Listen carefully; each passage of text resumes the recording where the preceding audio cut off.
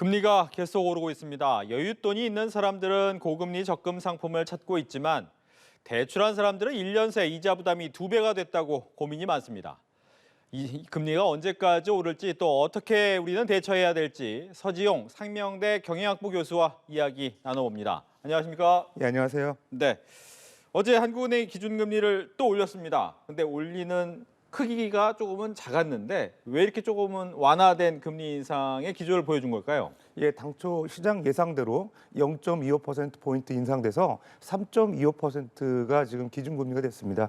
뭐 여러 가지 이유가 있겠지만 우선적으로 가계부채가 상당히 늘어난 상황에서 가계들이 어떤 이자 부담 그런 부분들이 이제 반영됐다고 보고요. 두 번째는 이제 그 기업 회사채 또 CP 금리가 최근 급등하고 있기 때문에 네. 기업들의 이제 자금 조달이 상당히 어려운 상황입니다. 뭐 신용경색으로부터 출발했는데 지금 어쨌든 금리가 올라가게 되면 이제 회사채나 CP 금리가 또 추가적으로 인상되는 부담이 상당히 이제 한국은행 입장에서 고려한 것 같고요. 그다음에 이제 세 번째는 이제 미국이 최근에 이제 긴축 기조에 대한 완화 시사 발언들이 자주 나오고 있어요. 미 연준 의원들이 그동안에 이제 숨가쁘게 미국 기준금리 인상해온 거에 대해서 미국 경기가 좀 둔화되는 양상을 언급하면서 긴축 기조는 조절해야 되는 거 아니냐 이런 얘기가 우리나라에서도 좀 반영되지 않았나 생각되고요. 실제로 이제 원달러 환율 같은 경우도 내외 금리 차가 확대됐을 경우에는 뭐 1,400원 이상 갔었었는데 그렇죠. 최근에 이제 1,400원, 1,300원에서 1,350원 그 범위 내에서 움직이고 있기 때문에 상대적으로 이제 환율 우려에 대한 부분도 좀 완화됐다 이런 생각이 드는 거고요. 마지막으로 실제 우리나라 그 경제 물가 지표 중에서 11월 기대 인플레이션이 4.2로 전월 4.3에 비해서 소폭 감소한 것도 영향을 미치지 않았나 생각됩니다. 예. 일단 이제 뭐 금리가 계속 올라가는 이유는 미국에서 올리는 이유도 있겠고 또 우리나라 물가를 좀 잡겠다라는 생각도 있는 것 같긴 한데 물가는 좀 잘 안 잡히는 것 같아요. 예, 그렇습니다. 보통 이제 우리가 물가 상승 원인을 네. 그 공급에 따른 그 상승 요인이냐, 수요 요인이냐 이렇게 분석을 하는데요. 그러니까 수요 요인은 이제 내수 시장이 활발하게 이제 해당 상품 서비스에 대한 수요가 많기 때문에 물가값이 물가가 올라가는 요인이라 보면 최근에 보게 되면 이제 그 글로벌 원자재 가격 상승이 주요 요인이죠. 그러니까 우리나라만의 그 인플레이션 문제가 아니라 네. 전 세계적으로 물가가 오르는 현상이 심화되면서 우리나라 같은 경우 이제 해외 원자재를 도입해서 이거를 상품화시켜서 이제 수출하는 그런 가공무역 형태가 많이 늘고 있는데요. 대체적으로 수입 물가가 상승하니까 기업들 같은 경우는 이런 그 제조 원가를 소비자 가격으로 이전시키는 그런 문제가 이제 나타나는 거죠. 결국 그 물가 상승이 공급 충격에 따른 영향이기 때문에 기준금리 인상이 효과가 별로 없는 것 같고요. 그다음에 내금리 차 미국하고 확대가 되다 보니까 이런 그 우리나라가 그 달러로 결제할 때 상대적으로 원화 가치가 이제 절하되면서 수입 원자재 가격 상승이 이제 추가적으로 이제 가속화되는 경향도 있는 것 같아요. 그다음에 이제 마지막으로 그 단기 자금 시장 경색으로 인해 가지고 정부가 최근에 유동성 공급을 또 강화하고 있지 않습니까? 네. 이런 요인이 이제 중앙은행, 한국은행의 긴축 기조와 좀 결이 다르게 나타나는 것도 어떻든 한국의 긴축 효과를 제한하는 요인으로 평가됩니다. 예. 보통 이제 한국은행이 기준금리를 올리면 일반 은행들은 당연히 금리를 따라 올립니다. 빌려주는 금리도 올리고 받는 금리도 많이 올리게 되는데 이번에 보니까 금융당국에서 수신금리 인상을 좀 자제해라 이런 메시지를 냈단 말이죠. 이런 이유는 어디 있습니까? 뭐 대출금리 상승하는 거를 억제하기 위한 방법인 것 같습니다. 그러니까 시장금리 상승에 따른 당연히 예적금 금리가 오르면 또 거기에 대한 마진에 따라서 대출금리가 인상이 되거든요. 네. 그러니까 대출금리가 추가적으로 인상되는 거에 대한 정부의 우려가 반영된 목소리라고 보여지고요. 실질적으로 가계의 그 실질 구매력이 인플레이션 때문에 감소하는 상황에서 만약에 이제 대출이자까지 급등하게 되면 가계 대출도 상당히 부실화될 수 있다는 우려도 반영된 것 같습니다. 예. 그런데 이렇게 좀 자제해라 하면 은행이 말을 잘 듣습니까? 글쎄요, 일단은 이 코픽스 금리 같은 경우는 은행의 그 자금 조달 비용이 이제 반영된 지수기 때문에 이 코픽스가 또 사실 어떻게 보면 그 변동금리 대출의 기준금리가 되고 있거든요. 네. 그러니까 사실은 정부가 예적금 금리를 규제하면 뭐 대출금리 인상폭은 상당히 둔화될 가능성은 있긴 해요. 그럼에도 불구하고 정책금리가 상승이 되는 부분들이 또 반영된다 그러면 불가피하게 이제 그 예적금 금리가 인상이 될 거고 그러면 또 거기에 따라서 대출 금리 상승은 상당히 불가피할 것으로 보여지고요. 네. 또 결과적으로 이제 은행 입장에서도 대출 금리가 인상되면 차주의 그 부실 가능성이 염두에 둘 수밖에 없기 때문에 네. 그 위험 프리미엄을 반영한 이 가상 금리가 늘어날 가능성이 있거든요. 결론적으로 대출 금리 인상 가능성은 뭐 불가피할 것으로 보여집니다. 예. 그렇다면 현재 막 영끌족이라고 보통 하잖아요. 그 사람들 같은 경우에는 대출 금리 부담이 계속 늘어나는 수밖에 없겠네요.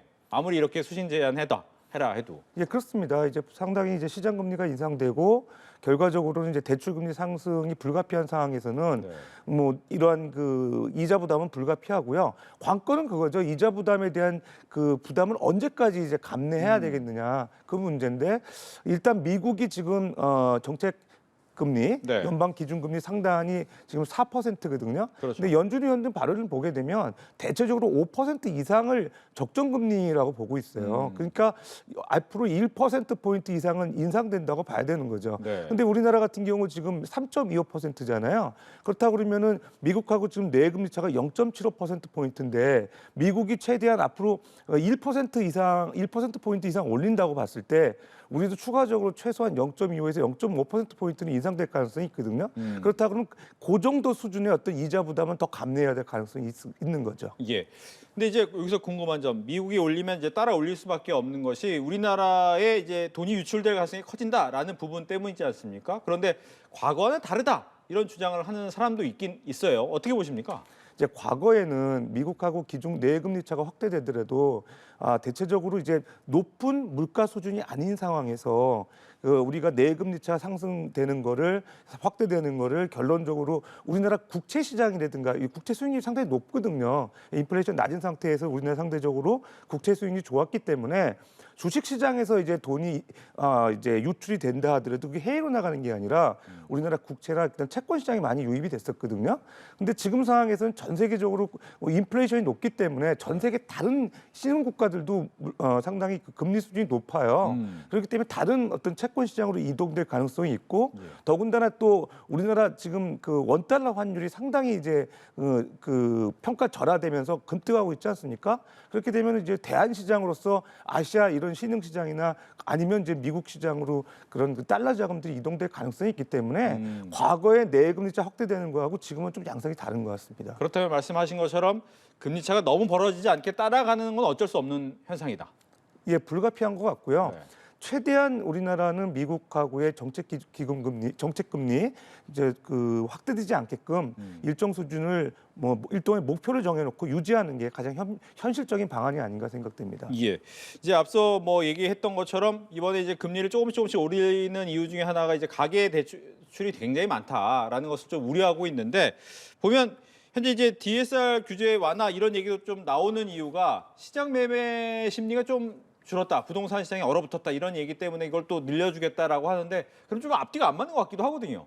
예, 그렇습니다. 이제 사실 가계대출에 대한 규제로서 DSR이라든가 LTV 규제가 사실 마련이 된 거거든요. 우리는 흔히 이제 거시건전성 그런 그 정책 수단으로서 이제 그 DSR을 많이 강조를 하고 있는데 네. 이미 LTV 같은 경우도 주택담보대출 관련해서는 이제 그 조정 대상 지역으로 해서 기존의 50%에서 70% 상향 조정하고 일부는 많이 이제 해제하는 쪽으로 가고 있지 않습니까? 남은 게 이제 DSR이거든요. 예. 근데 DSR을 해제를 하게 되면은 가계 부채가 급증할 가능성이 있죠. 마지막 남은 이제 최후의 보루인데 제가 생각할 때는 DSR 규제를 점진적으로 완화하는 게 좋지 않을까 지금 상황에서는. 예를 들면 지금 40%로 차주별 DSR 규제가 일률적으로 적용되고 있거든요. 네. 올해 7월부터 대출 1억 원 받는 분들한테 차주별 DSR 지금 40%가 적용이 되고 있는데 이 부분들을 현실적으로 상향 조정하는 게 좀 좋은 것 같아요. 그러니까 DSR이라는 게 총 소득 대비 원리금에 대한 그 비중이잖아요. 이걸 상향 조정하면서 대출 좀 규제를 완화하는 게 바람직하고 무엇보다도 지금 그 실수요 대출이라고 하는 카드론에 대한 규제가 네. 이 DSR 산정하는 데 반영이 돼 있어요. 그러다 보니까 내가 지금 당장 돈이 필요해서 카드론을 받고 싶은데 이 DSR이 한도가 다 돼서 카드론을 이용 못하니까 카드론 한도에 포함되지 않는 뭐 리볼빙 서비스라든가 현금 서비스 같은 그 수수료가 더 높은 서비스를 이용하는 문제가 생기거든요. 한시적으로 카드론에 대한 DSR 그 반영하는 거를 뭐 유예한다든가 좀 폐지하는 것도 신중하게 고려할 볼 필요가 있지 않나 생각됩니다. 알겠습니다. 어려운 문제이긴 합니다. DSR 규제를 어떻게 완화해 갈 것인가라는 부분에 대해서 이야기를 또 해주셨고요. 그렇다면 이제 더 중요한 것은 이제 우리나라 경제가 내년에 어떻게 될 것이냐. 특히 세계 경제도 그렇게 썩 좋아 보이진 않는데 보니까 한은에서는 내년 2.1에서 1.7로 더 낮췄단 말이죠. 더 안 좋아질 가능성이 크다고 봐야 되는 거죠. 그래서 한국은행이 8월 달에 이제 지금 2%대 성장률 전망을 했다가 지금 이제 1.7%로 하향 조정한 거죠. 근데 이게 뭐 한국은행만의 문제는 아니고 우리나라 이제 국제 그 경제 연구기관 네. KDI나 금융연구원도 지금 1.8%, 1.7%로 하향 조정하고 있거든요. 거기에 맞는 이제 조정이라고 보여지고요. 가장 큰 문제는 수출이 지금 안 좋다는 거예요. 그러니까 올해 그 무역 적자 규모가 400억 불 정도 되거든요. 네. 전년 그 동기 대비 비교해 보면 한 17% 정도 상당히 안 좋아진 거고요. 가장 그 또 세부적으로 보게 되면 반도체 수출이 급감하고 있습니다. 약 한 30% 정도 전년 대비 감소하고 있는데 중국의 그 반도체 수요가 줄어들었다고 봐야 되는 겁니다. 그렇다고 그러면 수출 안 좋고요. 그다음에 최근에 이제 물가가 상당히 높아지면서 가처분 소득이 줄어들면서 그 민간 소비도 둔화되고 있거든요. 네. 그러니까 우리나라의 그 50% 정도를 차지하는 민간 소비, 한 40% 이상 차지하는 수출, 실적이 안 좋아지면서 불가피하게 경제 성장률이 하향 조정될 걸로 보여져서 어쨌든 내년에 1%대의 경제 성장률은 뭐 불가피해질 것으로 보여지고요. 정부도 그냥 불가피하니까 받아들여야 된다 이렇게 생각하지 말고 민간 소비 쪽의 내수 진작, 그다음에 수출도 중소기업 쪽의 어떤 그 새로운 신흥시장 개발 이런 쪽에 좀 많이 정책 지원이 있어야 되지 않을까 생각됩니다. 예. 뭐 닭이 먼저냐 달걀이 먼저냐일 수도 있는데 물가를 잡아야 되느냐 아니면 경기를 부양해야 되느냐 어떻게 해야 됩니까? 일단은 저는 투 트랙으로 가야 될 것 같습니다. 중앙은행인 한국은행에서는 물가 잡는 데 올인해야 될 것 같고요. 그다음에 이제 이러한 그 여러 가지 그 금리 상승에 대한 차주별 이자 부담, 그다음에 또 여러 가지 경제 둔화 이런 부분에 대해서는 금융위원회나 그런 기재부가 적극적으로 뭐 대안대출 시스템을 확대한다든가 아니면 내수 어떤 뭐 그 어려운 분들을 위한 유동성 공급이나 기업 지원 이런 대출 지원, 중소기업 지원을 통해서 이런 경제 성장을 견인하고 또 중앙은행은 물가를 잡는 쪽에 투 트랙으로 가는 게 현명해 보입니다. 알겠습니다. 이렇게 해서 금리 인상과 관련해서 서지용 상명대 경영학부 교수와 이야기 나눠봤습니다. 오늘 얘기 잘 들었습니다. 예, 감사합니다.